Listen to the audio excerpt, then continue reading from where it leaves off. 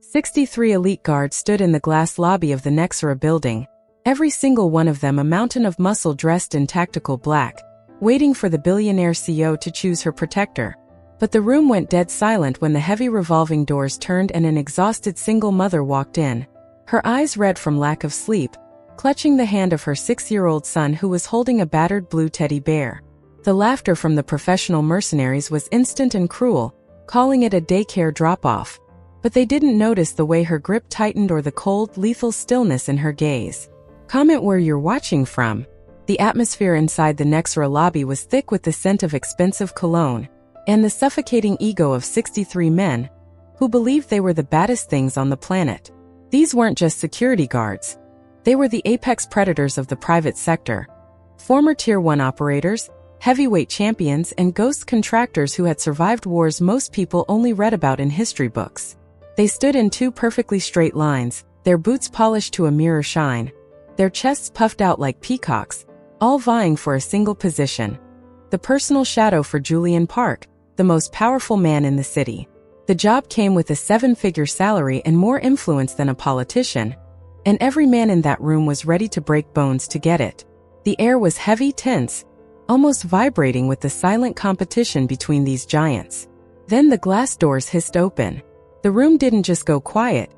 It felt like the oxygen had been sucked out of the lobby. Walking past the security bollards wasn't another suit-clad killer, but Elena Vance. She wore a faded jacket and jeans that had seen better days, and her hair was pulled back in a messy bun that screamed, "I haven't slept in 3 days." In one hand, she carried a diaper bag stuffed with snacks, and in the other, she held the hand of her son Leo, who was dragging a blue teddy bear across the pristine marble floor. The contrast was so absurd it was almost physical. Jackson the Hammer Reed, a man who looked like he was carved out of granite, let out a booming laugh that echoed off the 40-foot ceilings. He leaned over to the man next to him, loud enough for everyone to hear, and joked that the nanny must have gotten lost on her way to the park. The room erupted. Sharp, mocking whistles and snide comments about diaper changes and preschool schedules filled the air. These men saw a victim, a tired, overwhelmed woman who didn't belong in their world of violence and high-stakes strategy. They saw a weakness to be exploited and a joke to be told. But as Elena walked through the gauntlet of giants, she didn't flinch. She didn't look down. She didn't even acknowledge their existence. Her eyes were fixed on the registration desk with a terrifying laser-like focus that should have chilled their blood if they were smart enough to notice. Her son looked up at her, sensing the tension, and she simply squeezed his hand. A small grounding gesture that held more strength than any flexed muscle in that lobby. She wasn't just a mother. She was a woman who had survived things these men couldn't imagine, and she was carrying a secret that was about to turn this entire evaluation into a nightmare for anyone who stood in her way. The mocking laughter continued, louder now, as Jackson stepped out to block her path, but Elena just stopped, tilted her head slightly, and let out a long, slow breath. It was the sound of a predator deciding exactly where to strike. The giants thought they were watching a comedy, but the truth was, they were standing in the path of a storm that was about to level the building. And it all started with a single mother who had absolutely nothing left to lose and everything to protect. The Nexera building was more than just an office. It was a 42-story fortress of blue glass and cold ambition, standing as a monument to Julian Park's absolute dominance over the city's tech and security landscape. On any other Monday, this lobby would be filled with high-level executives and power players, but today the air was saturated with a different kind of energy. The raw, aggressive tension of men who were paid to be dangerous. The 63 candidates stood like statues, their shadows stretching long across the polished marble, each one convinced that they were the apex predator in the room. They were men like Hunter Voss, the current acting head of security, who moved through the crowd with the poisonous confidence of someone who had already rigged the game. Hunter was 38, broad-shouldered, and possessed a cruelty that he wore like a designer watch. To him, the appearance of Elena Vance wasn't just a mistake, it was an insult to the profession he had spent a lifetime mastering. He stopped directly in front of her, closing the distance until he was hovering over her, trying to use his massive frame to swallow her space. He looked down at little Leo, who was nervously hugging his blue teddy bear, and then back at Elena with a sneer that didn't reach his eyes. "The daycare entrance is in the basement, sweetheart," he hissed. his voice dripping with a condescension that triggered another wave of low, rumbling laughter from the front row. Among those laughing was Jackson Reed, the regional MMA champion who sat with his legs sprawled out, already acting like he owned the floor. Jackson was 260 pounds of functional muscle and ego, a man who had ended careers in the cage and viewed this entire trial as a victory lap. Elena didn't look up at Hunter, and she didn't look at the crowd. She kept her gaze level, her voice carrying no heat, no tremor, and no fear as she stated clearly that her name was on the list for the 9 o'clock assessment. When Hunter checked his tablet, his face tightened, a brief flash of genuine shock crossing his features as he saw the name Elena Vance sitting at the very top of the roster, added personally by Julian Park only hours before. Without a word of apology, Hunter gestured toward the main hall, his jaw set in a hard line of frustration. Elena turned to Leo, her movements softening in a way that seemed almost alien in this hall of warriors. She walked him to a small waiting area near the reception desk where a junior staffer had set up a low table with coloring books. She knelt down, ignoring the expensive fabric of her pants as they hit the floor, and whispered something into her son's ear that made him nod solemnly. She smoothed his hair one last time, a gesture of pure, grounding love, before standing up and transforming back into the cold, calculated professional. As she walked into the main hall, the first round of the assessment began, and it wasn't a test of strength but of judgment. The giants who had spent the morning bragging about their body counts arrived at the interviewer's desk with laminated folders, framed photos of themselves with celebrities, and resumes 12 pages thick. They spoke in buzzwords about lethal force and proactive engagement. When it was Elena's turn, she walked up with nothing in her hands but a single folded sheet of white paper. She laid it on the desk. It contained no list of awards, no tactical certifications, and no photos of her in uniform. It had only a phone number and a single line of text. "Call this if you need to know why I'm still alive." The interviewer stared at the paper, then at her, confused by the lack of traditional credentials. Hunter Voss, standing nearby, let out a sharp theatrical breath through his nose, mocking her lack of real experience. But then came the response assessment. The candidates were shown a 90-second video of a chaotic, crowded environment and given 30 seconds to identify the threats. Jackson Reed identified 4 out of 6 marked threat positions with the confidence of a man who knew the textbook by heart. When Elena's turn came, she watched the video only once, her eyes tracking the screen with a speed that was almost robotic. 6 marked positions, she said, her voice cutting through the room's murmurs like a blade. And 3 unmarked. The man in the blue cap is a distraction. The real threat is the woman in the gray coat who hasn't blinked in 40 seconds, and is keeping her right shoulder 2 inches higher than her left to conceal a subcompact frame. The room went dead silent. It wasn't a guess. It was an observation of biological reality that no one else had even glimpsed. Upstairs, Julian Park sat in his high-back chair, his notepad still empty, his eyes fixed on the monitor. He watched as Elena returned to her seat with the same unbothered expression she'd had since entering the building. He could see the confusion and the growing unease in the other men's faces, the slow realization that the woman they had spent the morning mocking was playing a game they didn't even know the rules to. Julian tapped his pen against the desk, a small smile playing on his lips, as he realized that the storm hadn't just arrived.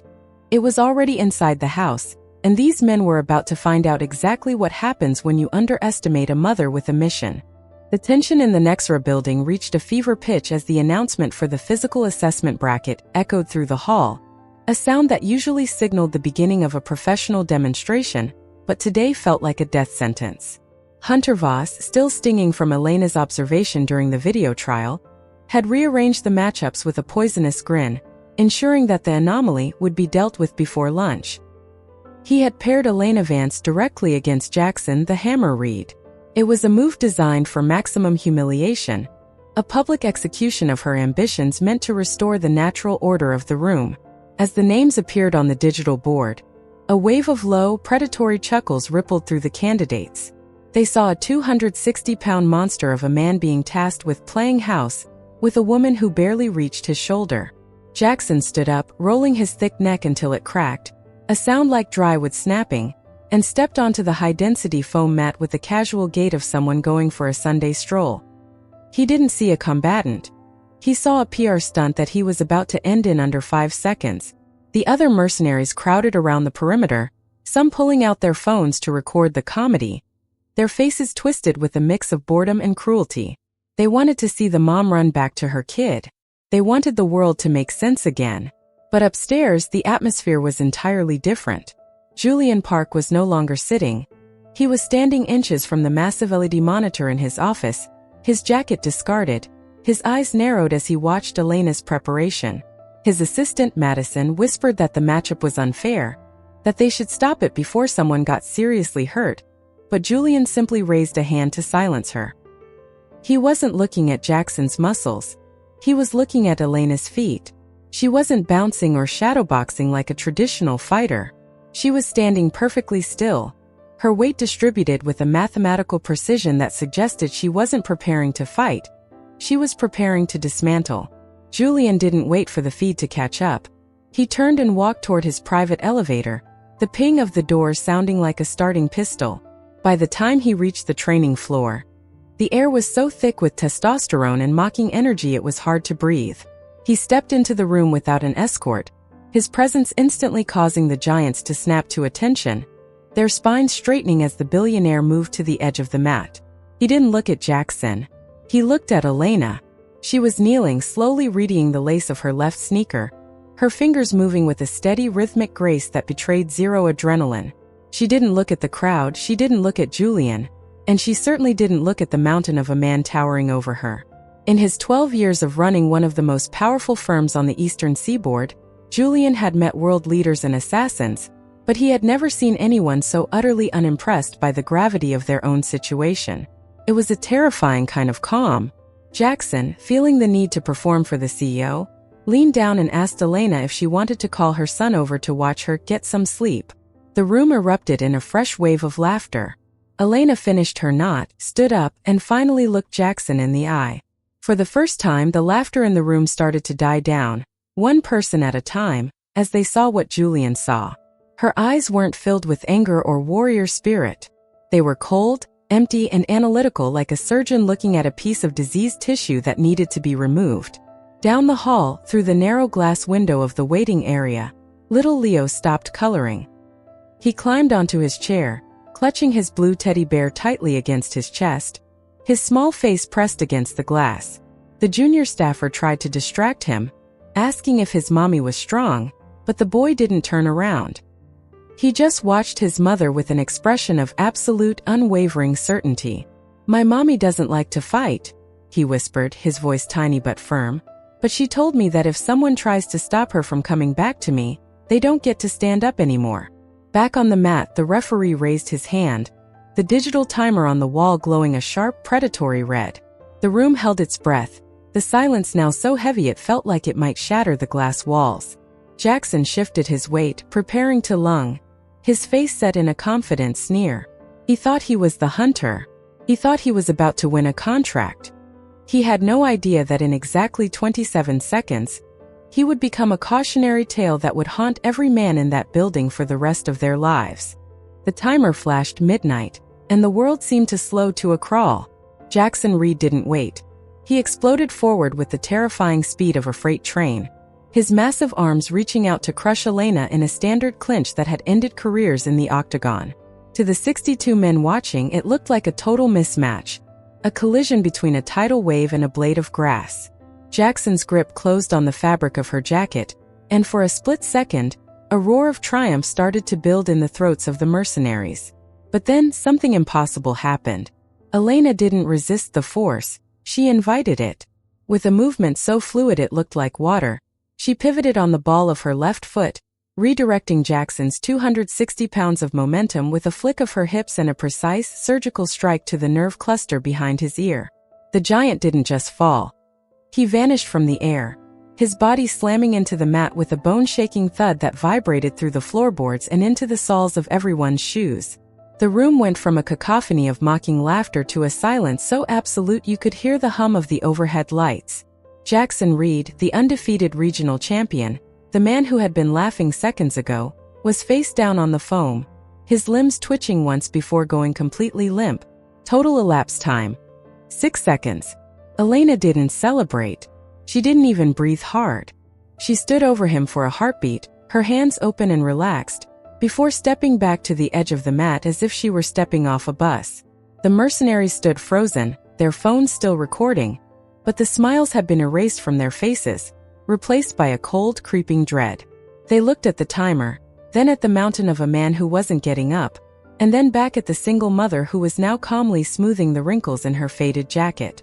Julian Park didn't move from his spot at the edge of the circle. He felt a phantom chill race down his spine, a sensation he hadn't felt in years of corporate warfare. He wasn't just seeing a fighter. He was seeing a level of mastery that defied every tactical manual in his library. This wasn't MMA. It wasn't Krav Maga. It was something older, something designed for the sole purpose of ending a threat with the least amount of energy possible. He looked over at Hunter Voss, whose face had turned a sickly shade of ash gray. Hunter's tablet was shaking in his hand, the digital roster still showing Elena as a low-priority candidate. The hammer was being rolled onto his side by the medical team. Gasping for air, his eyes rolling back in his head, completely disconnected from the reality of the room. Elena ignored the chaos, her gaze drifting past the stunned warriors and the billionaire CEO, landing instead on the small window where her son Leo was still watching. She gave him a tiny, almost imperceptible nod, a silent promise kept. But as the medical team called for a stretcher and the silence in the room began to sour into a thick, poisonous tension, Julian noticed something that everyone else missed. He saw Elena's eyes snap toward the eastern exit of the hall, not because of the crowd, but because of a subtle change in the air pressure from the ventilation shafts. Her nostrils flared, her posture shifting from professional calm to a high-alert hunting stance in a fraction of a second. She wasn't looking at the defeated champion on the floor. She was looking at the shadows near the back of the room where three men in maintenance uniforms were moving with a synchronized, military precision that had nothing to do with fixing light fixtures. A red light on the server room door across the hall blinked once, then twice, and then stayed solid, a signal that the building's internal lockdown had been manually overridden from the inside. Elena's hand drifted toward the diaper bag sitting on the chair, her fingers grazing a hidden seam in the fabric. Julian realized then that the physical assessment was no longer a test, it was the opening act of a catastrophe. He opened his mouth to call for a full lockdown, but the words died in his throat as every screen in the room suddenly flickered to static, and a distorted voice began to count down from 10 over the emergency speakers. In the sudden darkness of the flickering lobby, Julian felt a hand grip his arm with the strength of a steel vise. It was Elena. Her voice was a low, lethal whisper that cut through the rising panic of the 62 elite guards who were now scrambling like children. "Get down," she commanded, her eyes glowing in the dark with a terrifying intensity. "They aren't here for the job, Julian. They're here for the drive in your pocket, and I'm the only one in this building who knows how many of them are already behind you." The question hung in the freezing air. If the best fighters in the world were paralyzed by fear, who were the men who had just bypassed the most expensive security system on the planet, and why did they look like they were expecting her? The darkness that swallowed the Nexera lobby wasn't just a power outage, it was a surgical strike against the building's nervous system. As the emergency red lights kicked in, casting long bloody shadows across the marble, the 62 elite guards who had been laughing minutes ago were now stumbling into each other, their expensive tactical gear becoming a liability in the sudden chaos. But Elena Vance didn't stumble. She moved through the flickering gloom like a ghost that had lived in the dark her entire life. She shoved Julian Park behind the thick cover of a structural pillar, her body acting as a human shield before he could even process the threat. The air was suddenly filled with the metallic clack-clack of suppressed weapons being readied, a sound that Elena recognized instantly. These weren't the maintenance men they appeared to be. These were professional cleaners, a wetwork team sent to harvest the Nexera Central server and eliminate anyone who could identify them. Julian felt the cold sweat pooling at the small of his back as he looked at the woman he had dismissed as a single mom. She had transformed. The exhaustion was gone, replaced by a terrifying predatory focus. She reached into the diaper bag, but she didn't pull out a bottle or a toy. She pulled out a compact, black device that began pulsing with a rhythmic blue light, jamming the local frequencies before the intruders could coordinate their attack. "Stay low and don't breathe unless I tell you to," she hissed. her voice vibrating with a lethal authority that left no room for argument. She wasn't just protecting him. She was calculating trajectories, counting footsteps, and mapping the room using only the echoes of the panicked guards' breathing. The first of the intruders emerged from the server room corridor, a shadow among shadows, his movements too precise to be anything other than special forces. He leveled a weapon at the cluster of confused guards, but before he could squeeze the trigger, Elena was already in motion. She didn't run, she blurred. She used the disorientation of the flickering strobes to close the distance, appearing in the intruder's blind spot like a nightmare made flesh. She didn't use a gun. The sound would draw the rest of the team.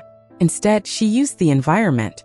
With a brutal economy of force strike, she drove the intruder's own weapon upward into his chin, the sickening crunch of bone echoing through the lobby.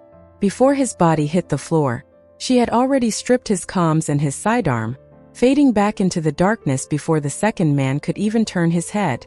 Julian watched from behind the pillar, his heart hammering against his ribs like a trapped bird. He realized then that the 12-page document he had received wasn't a resume, it was a warning. Elena wasn't just a soldier. She was the reason the unit she served in had no name. She was a ghost maker, a specialist in internal betrayals. And as she neutralized the third intruder with a clinical efficiency that made the MMA champion's defeat look like a playground scuffle, a horrifying truth began to dawn on Julian. The security override hadn't come from the outside. It had come from the 38th floor. It had come from his own inner circle. The escalation didn't stop there. As Elena dragged Julian toward the service stairwell, a familiar voice crackled over the stolen comms unit in her ear. It was Hunter Voss. His voice wasn't filled with the usual arrogance.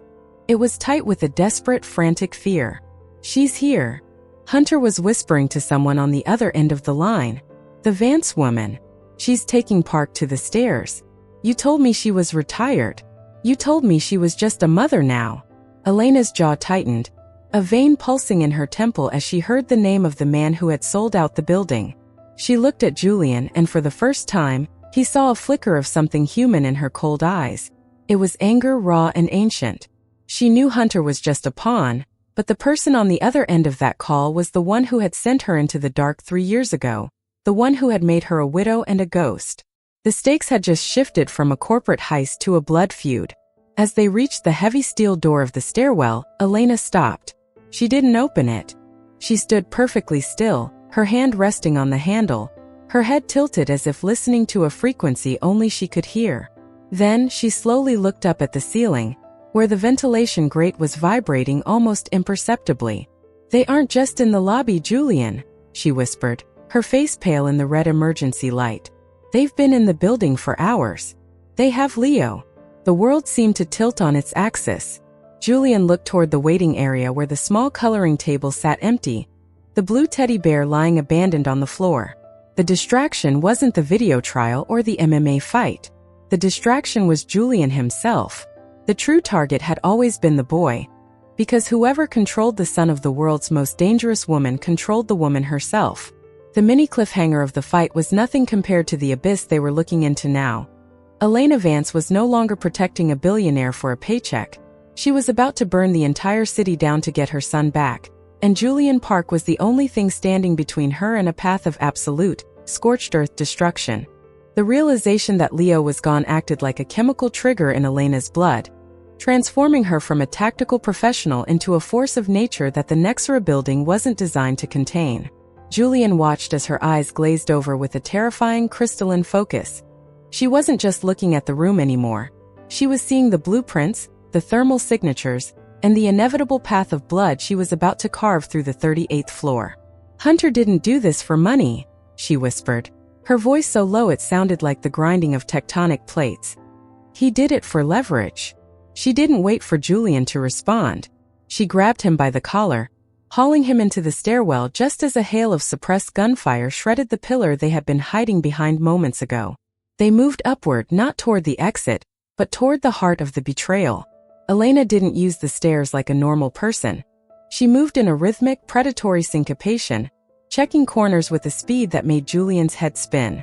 Every few floors she would pause, her hand pressed against the wall, sensing the vibrations of the building's elevators. She knew the cleaners would be using the service lifts to transport the boy to the helipad. She also knew that the person directing them wasn't just a corporate rival, but someone who understood the deep state architecture of her former life. As they hit the 20th floor, the comms unit she'd stripped from the first intruder hissed to life again. This time it wasn't Hunter. It was a cold, melodic female voice that made Elena's hand tighten on her weapon until her knuckles turned white. "Elena," the voice purred, echoing through the empty stairwell. "You always were too good for the quiet life. But look at you now, playing bodyguard to a billionaire while your son cries for his teddy bear. Is this the peace you traded your soul for?"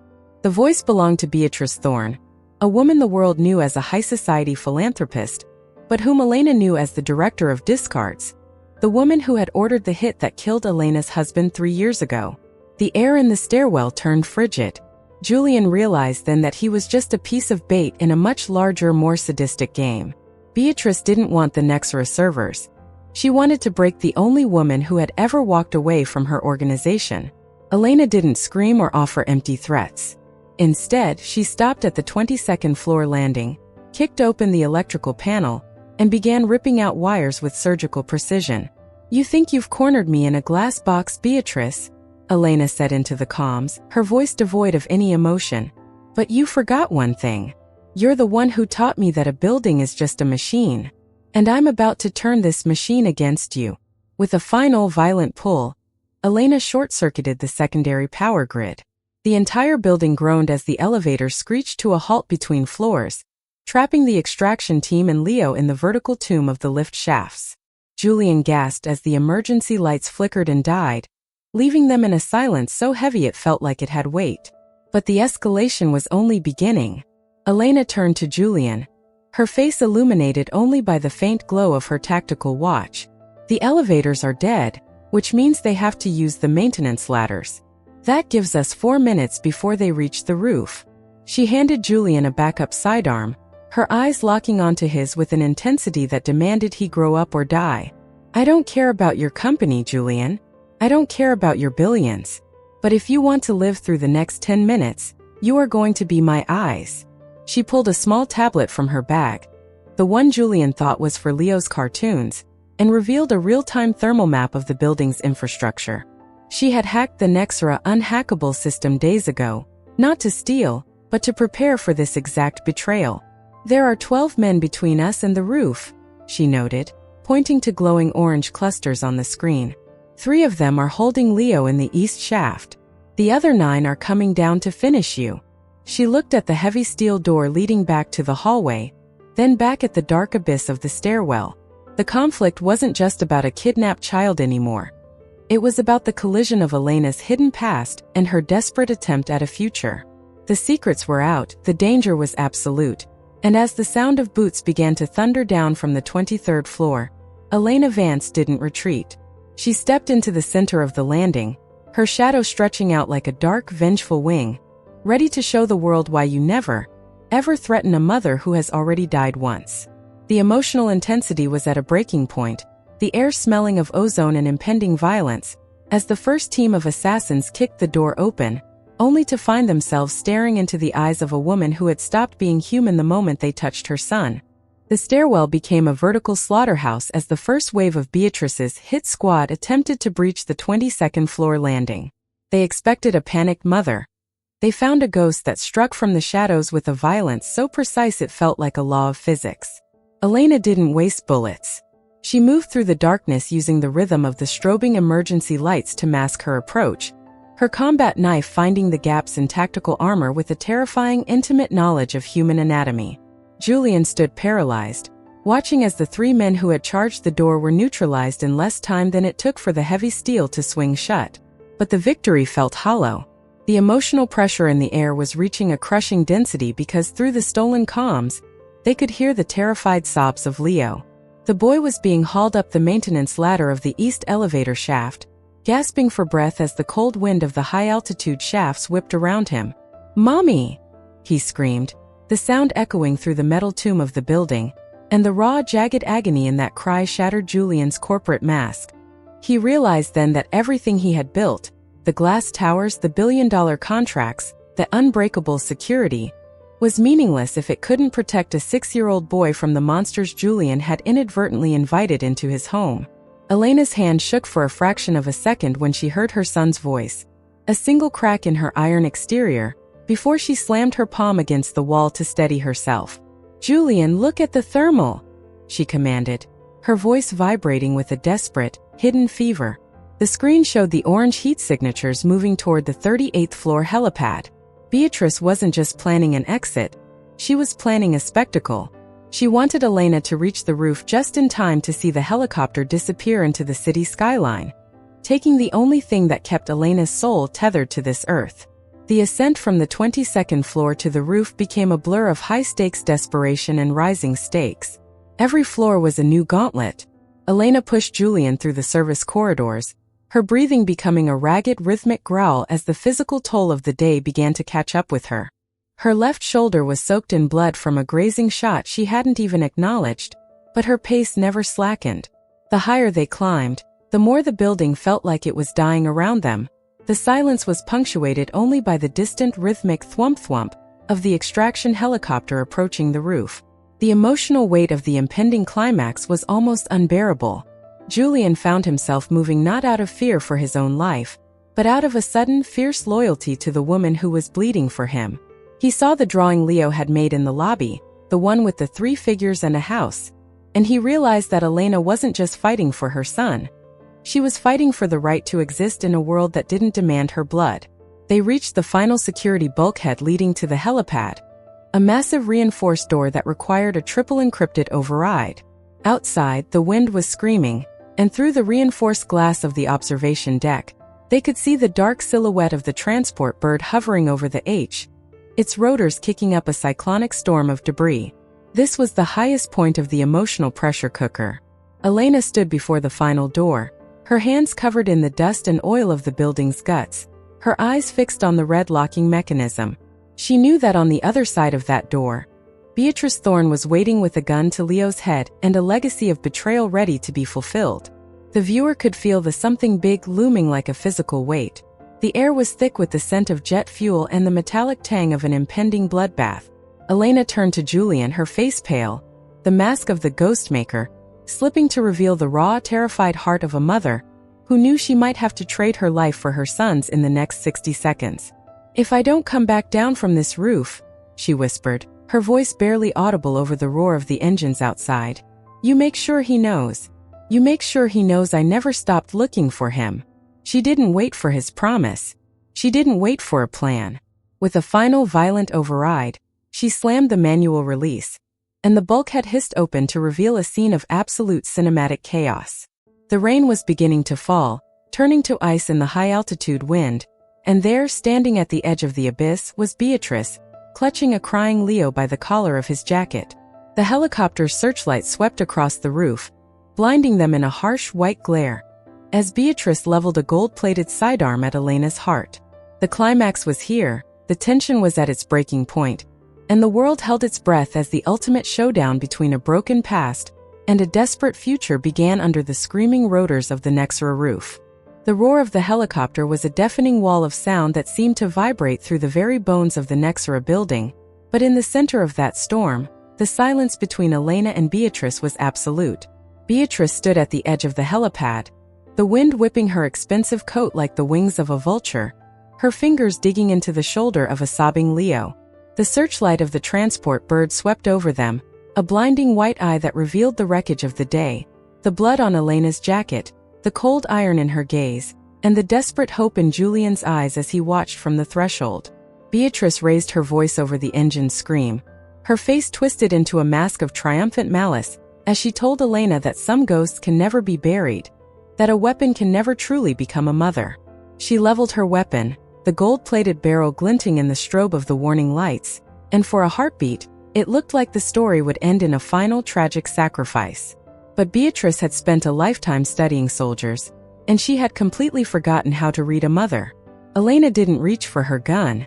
She didn't move toward the villain. Instead, she dropped her own weapon to the concrete, the metallic clank echoing with a finality that made Beatrice hesitate for just 1 second. And in that second, the building itself fought back. Julian, guided by a sudden, fierce clarity, slammed the override for the rooftop fire suppression system. A high-pressure burst of chemical foam and water exploded from the vents behind Beatrice, the sheer force of the spray knocking her off balance and obscuring the searchlight's glare in a whiteout of mist. Elena didn't think. She became a blur of pure, instinctual motion. She was across the wet concrete before Beatrice could regain her footing, her body shielding Leo as they tumbled away from the edge of the abyss. The confrontation was over in a flash of bone-shaking violence. Not a duel of words, but a decisive surgical removal. As the helicopter pilot, realizing the mission had failed, veered away into the rainy night, the secondary security team, the real guards who had finally broken through the internal lockdowns, swarmed the roof. Beatrice Thorne was pinned to the ground, her empire of shadows collapsing into the wet concrete. But Elena didn't even look back at her. She was on her knees, her arms wrapped so tightly around Leo that it felt like she was trying to pull him back inside her own heart. The boy buried his face in her neck, his small hands clutching the back of her blood-stained jacket, his sobs finally turning into the quiet, shuddering gasps of someone who knew they were finally safe. Julian walked toward them, his expensive suit ruined, his face smeared with soot, and he didn't see a candidate or a bodyguard. He saw the only person in his life who had ever been truly, unyieldingly real. He looked at the blue teddy bear, which he had carried all the way from the lobby, and gently set it down next to the boy. The aftermath was a slow, cinematic descent into the quiet of the city's dawn. The Nexra building was still standing, its blue glass reflecting the first pale light of Tuesday morning, but the world inside its walls had been irrevocably changed. Julian signed the paperwork that morning, not for a security contract but for a partnership, the kind that didn't just protect his life but gave him a reason to value it. He watched from his office as Elena walked out of the revolving doors for the last time as an applicant, Leo perched on her hip, the blue bear tucked safely under his arm. She didn't look back at the cameras or the skyscraper. She looked at the horizon where the sun was beginning to burn through the clouds. The Ghostmaker was dead, buried under the weight of the night's trauma, and in her place was a woman who had finally found her way home. The story of the single mom, who had been mocked by 62 giants, became a legend in the city, a reminder that the most dangerous thing in the world isn't a man with a gun or a billionaire with a bank account. It's the quiet strength of a heart that has something to live for. As the screen fades to black, the final image is a new drawing pinned to the 38th floor wall. 3 figures, a house, and a massive sturdy tree with roots that go deep into the earth, a silent testament to the fact that no matter how hard the storm blows, the things that truly matter can never be uprooted. The resolution was complete, the emotional payoff absolute, and as the city woke up, the silence of the Nexra lobby was finally filled with the sound of peace.